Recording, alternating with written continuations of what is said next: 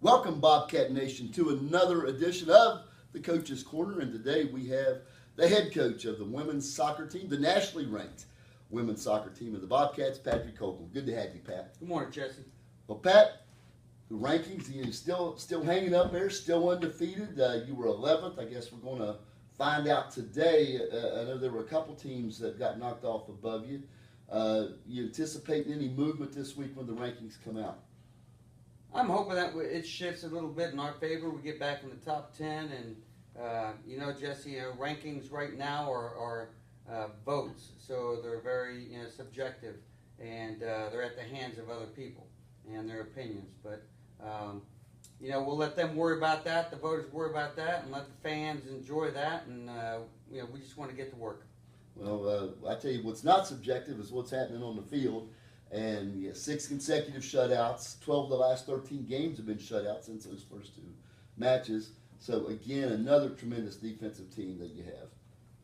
We stress defense. That's our top priority. We know that's what wins championships.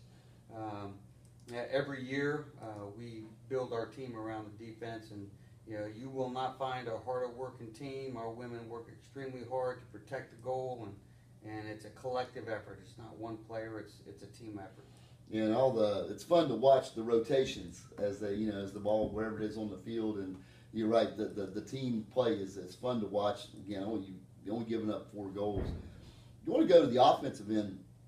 You've outscored opponents 30-4 this year. I was looking 2 years ago, made that run. Team scored 25 goals the whole year. Last year, 24, 14, 26.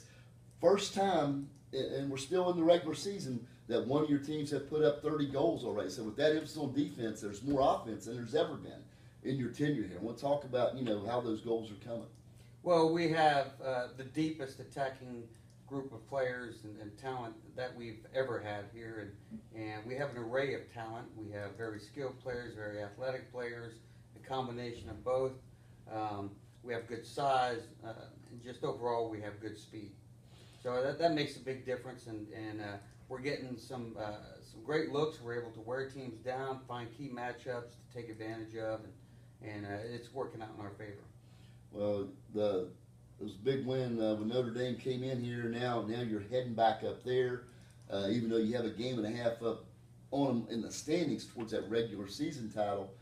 Still a critical game coming up for you this weekend. It's tough to play up there near the lake. It's windy. The wind spins and changes direction all the time. The weather's unpredictable, and it's their home turf. So it's difficult. They're going to be ready for us. We'll be ready for them, and we're looking forward to a real intense game this Sunday. And not just as far as where the league standings go, but as far as being able to close that out and force those teams to come to your place in November. I mean, the value of that, of having those games here instead of, you had to go on the road last year. The value of that playing here.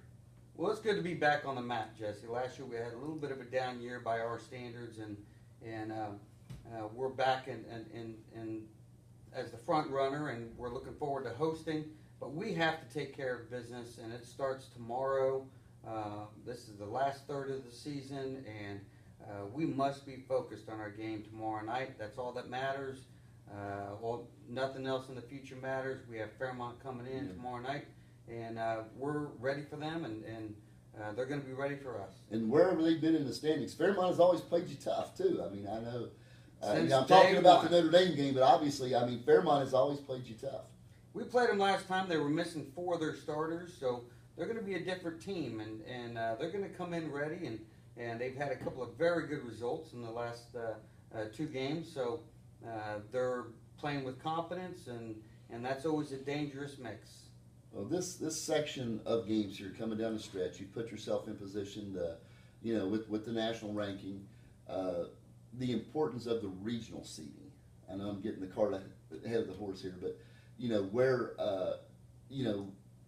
being able to where that seeding so there's value regionally with what you're doing in the league here.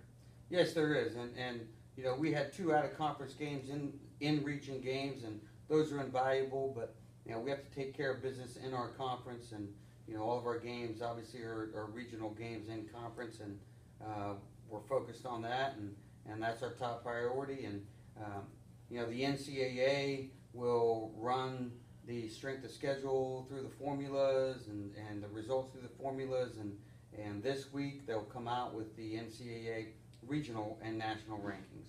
Well, what I want to close with here is just the way the girls on this team, your leaders, on how kids have embraced their role, because a lot of these kids were like role players, you know, on that team that made the run down. You know, we talked about Knight, Zeddy, you know, Stewart, Cooper, and now they are the leaders and stars on this team. How those kids have stepped up to the plate, you know, when a lot of them were watching at that time, and now, you know, they've embraced this role now. We take pride in our player development program, and our players mature. They buy into the system. They train hard. They work hard, and it shows at the end of the day. And you know, players that may not have played as much when they were younger stick with the program, and here they are today. You've got Emily Knight, who's overcome some real adversity and is a key player in our program, and then, you know, Mary Cooper and Kelsey Hibbs and Amy Stewart are just vital. They're just great leaders, and they've really matured and grown, and they're leading the program very well right now. Well, I'm going to speak as a track coach here, but like your commitment to fitness and total body fitness, and not just, you know, endurance fitness. You know, I know that's your reputation, and you wear teams down in the second half, but, you know, what I like about it is as the season wears on, it's like you wear teams down late, and so that fitness comes into play, you know, as a totality, not just game to game, but just about the fitness side of what, you know, what you do with your team. Well, fitness is key, and it's something we control, Jesse. But most importantly, we're mentally tough, and we impose our will. We break the spirits of other teams, and it's you know, we utilize our fitness to be able to continue a high work rate, and collectively as a team, we put it together, and we work extremely hard. At the end of the day, that's what we control. Well, I tell you, it's fun to watch, and you know, say the rankings come out today. Rankings come out today for the United Soccer Coaches Association, and then this week the NCAA comes out with the regional rankings, national rankings. Awesome. Well, I tell you, best of luck, you know, with Fairmont and with Notre Dame, and next time we get a chat, hope we'll have some more, you know, rankings and goals to talk about at that time. But good to have you.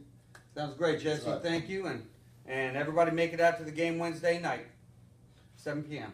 Okay, Bobcat Nation, until next time, see you next week.